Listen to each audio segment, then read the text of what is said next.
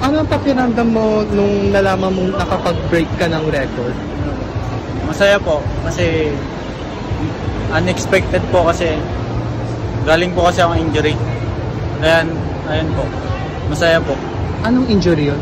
Ano po, hamstring. So, kagano katagal ka nag-recover from that? Ano po? Bali 3 months po. 3 months. Tapos pawis na lang po nun hanggang sa makarecover po. Tapos ayun po.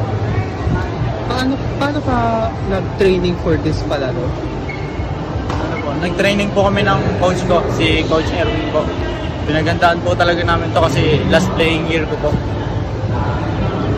Kagano katagal ka nag-training for this? Bali, ano po? Bali, 2 years na po ako nagtitraining. Tapos yung into ko lang po, yung nag-injury po ako.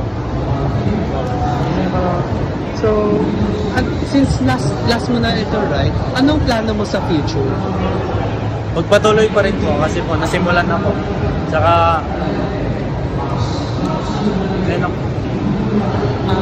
ano naman yung mga pangarap mo sa buhay? Makapagtapos po ng pag-aaral. Then ano po, magandang trabaho po.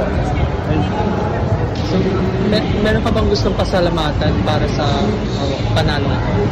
Maraming salamat po sa pamilya ko, kay Lord, sa mga coach ko po, mga teammate ko po, sa mga kalaban ko na rin po. Maraming salamat po.